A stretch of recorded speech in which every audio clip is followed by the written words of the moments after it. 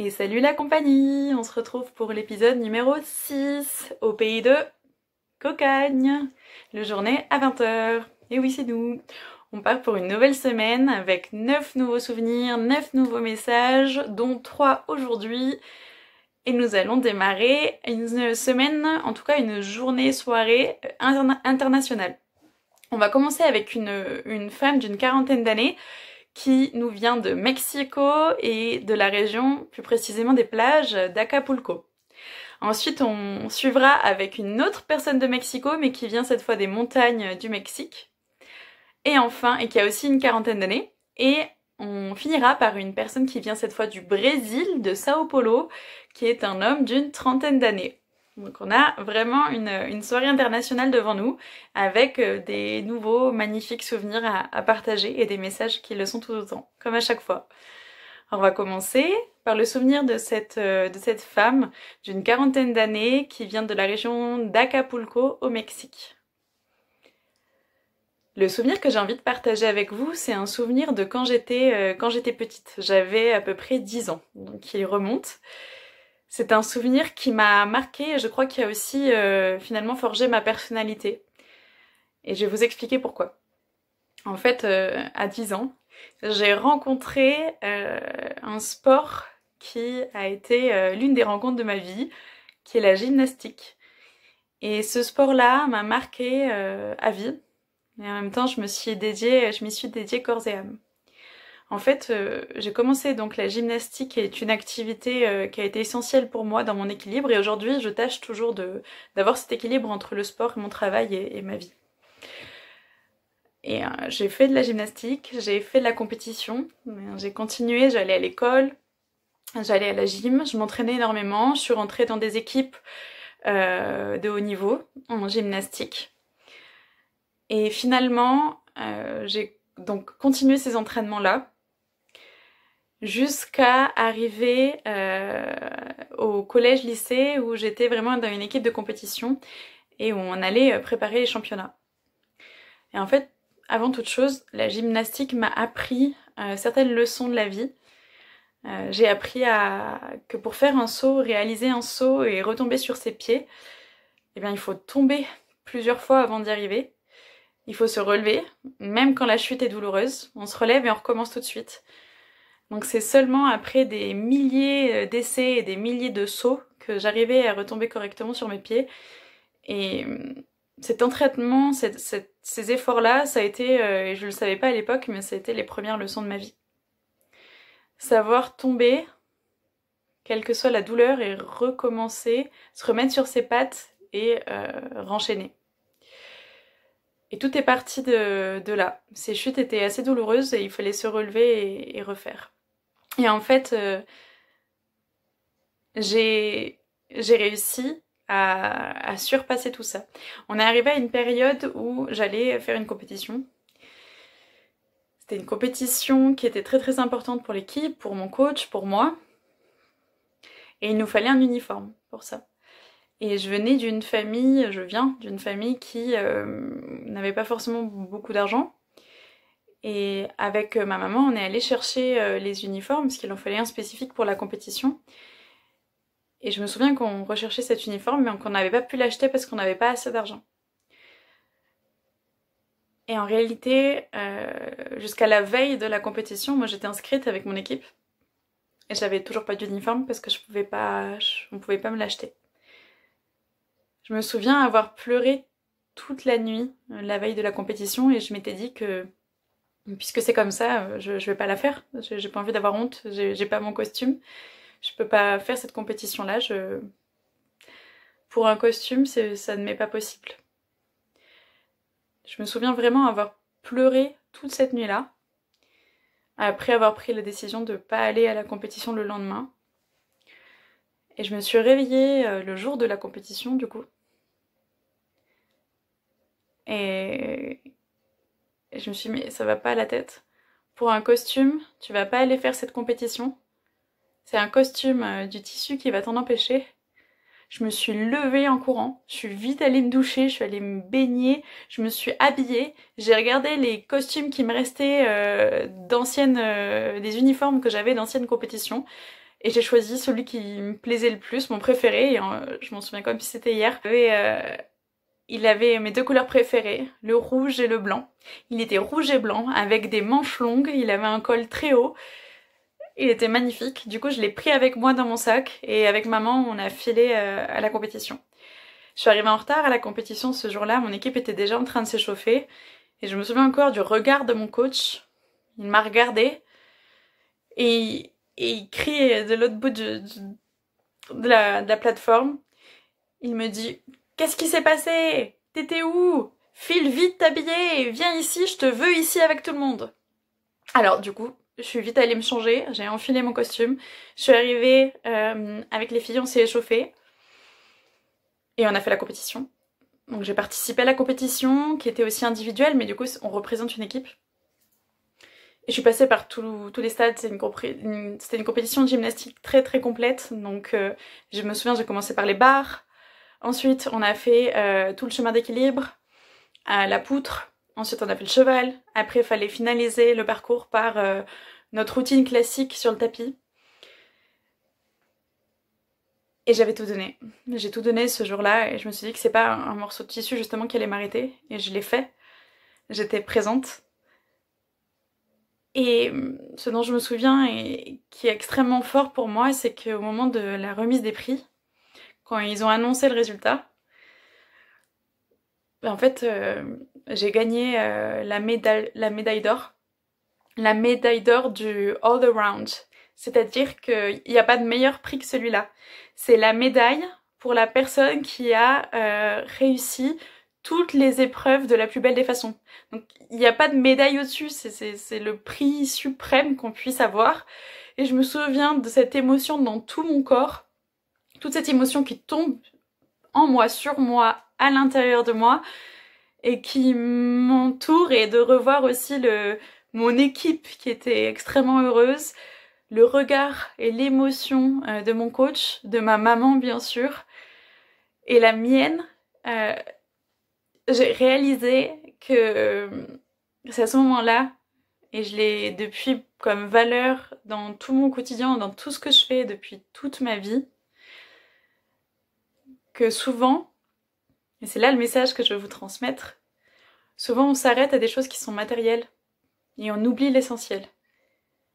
Et surtout, surtout ne pas s'arrêter au matériel, mais plutôt rester sur la valeur des moments, des situations, des personnes qui comptent pour vous, et ne pas arriver ou atteindre le moment où on peut perdre une opportunité ou des personnes qui vous sont chères pour quelque chose de futile. On accorde aujourd'hui encore trop de valeur à des choses qui ne sont pas essentielles. Et rappelez-vous ce que c'est que c'est essentiel justement. Et c'est quelque chose qui me tient à cœur. Et c'est aujourd'hui quelque chose qui me permet d'être concentrée et de donner beaucoup de valeur au moment que je vis, aux personnes qui m'entourent et à ces situations-là. Et sans doute, la gym m'a marquée et a aussi participé à la création de ma personnalité. Mais à dire vrai, c'est pas tant la gym parce qu'en fait cette rencontre n'est pas anodine. Avant de rencontrer la gymnastique, j'étais déjà moi-même avec ce caractère-là et cette personnalité. Et c'est plutôt une façon d'être et de voir la vie qui donne de la force. Nous allons passer au souvenir numéro 2 d'un homme d'une quarantaine d'années qui nous vient du Mexique également et qui nous partage un souvenir qui est fort pour lui, qui est un souvenir de transformation. Le souvenir que je veux vous partager, c'est un souvenir d'il y a quelques années. J'étais dans une période difficile de ma vie. Et au Mexique, on a des traditions, des pratiques, disons médicales, des médecines ancestrales qui s'appellent par exemple le Temazcal. Et j'ai pratiqué des Temazcal, donc en fait c'est vraiment un soin, une thérapie pour se nettoyer corps, cœur et relâcher nos émotions et esprit.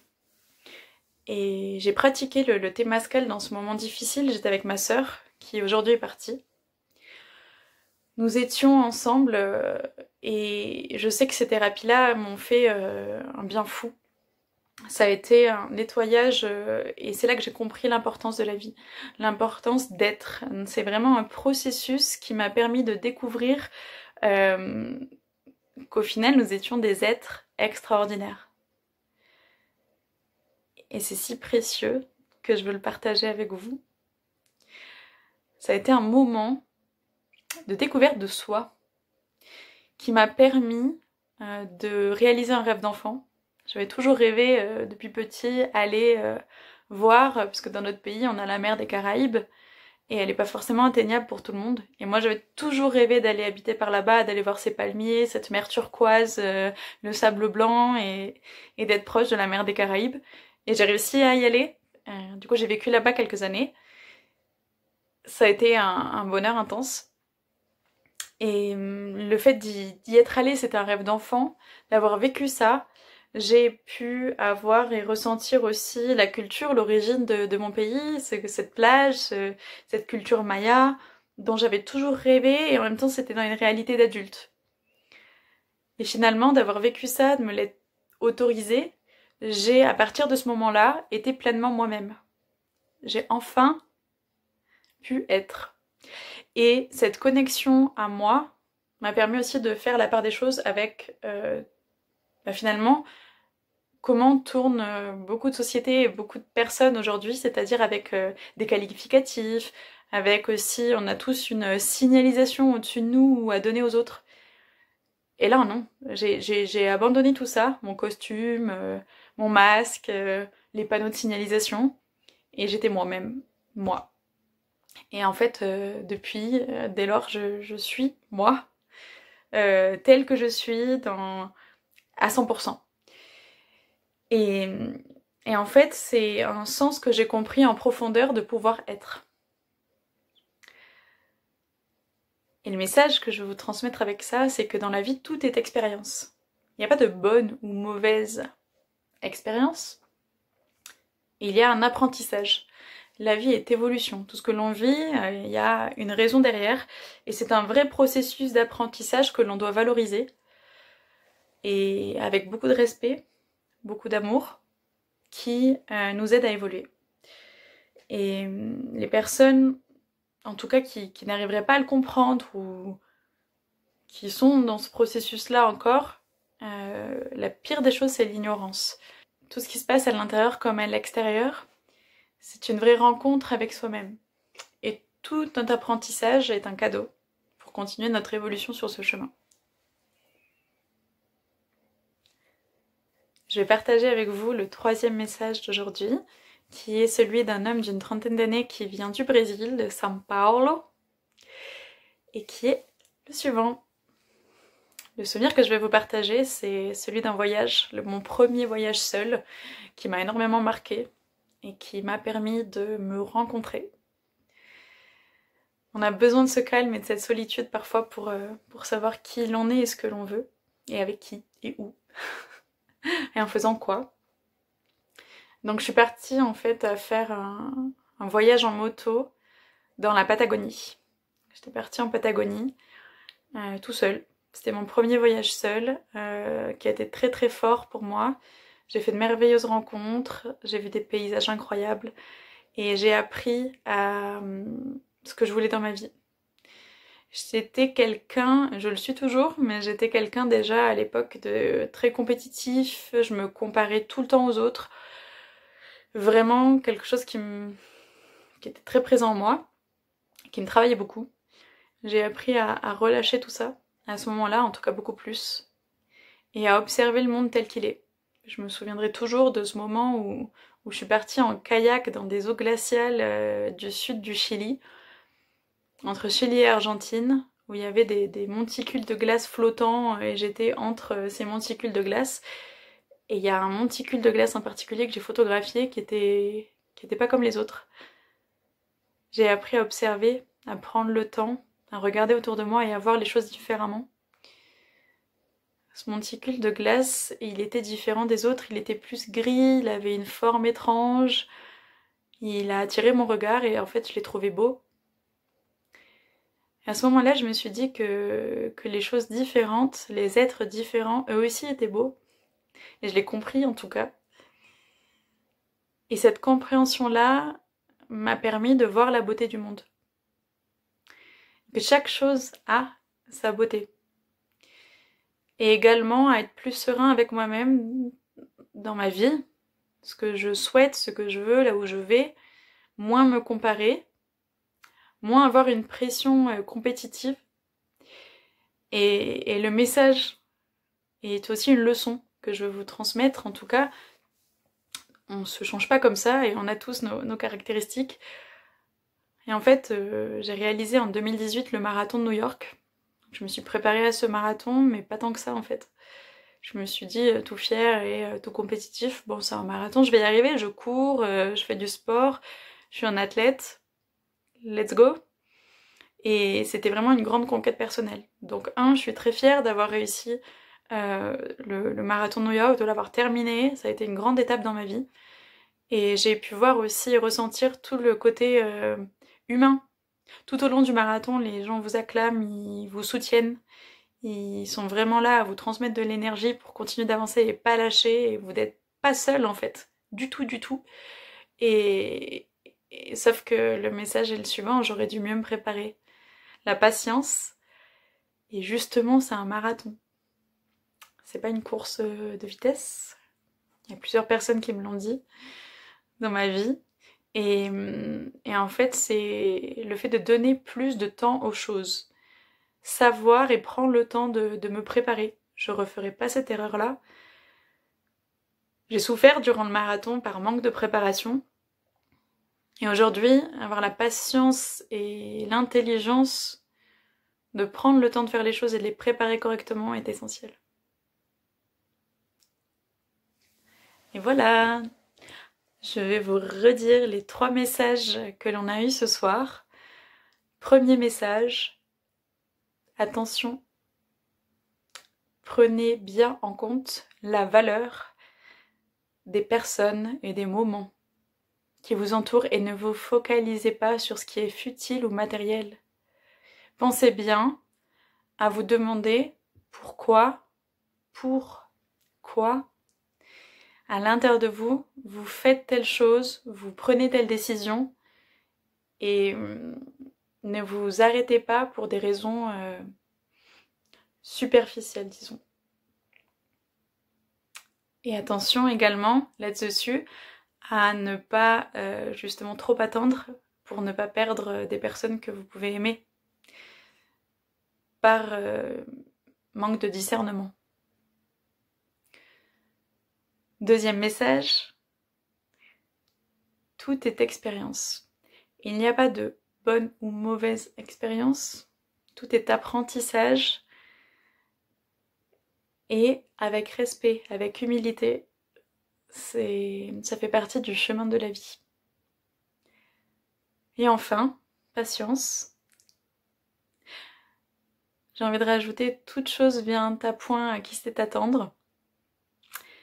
Pas à pas, savoir se préparer. La préparation est fondamentale et elle vous amène à votre but, à votre objectif, avec beaucoup plus de sérénité, de force et de réussite.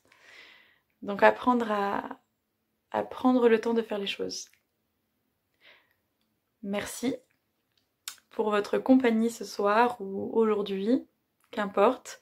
Je vous dis à très très vite pour 3 nouveaux souvenirs, 3 nouveaux messages. C'est un plaisir de les partager avec vous. Je vous remercie de tout mon corazón. Que l'on soit là ensemble. Je vous fais des gros bisous. N'hésitez pas à commenter, partager, mettre un petit pouce.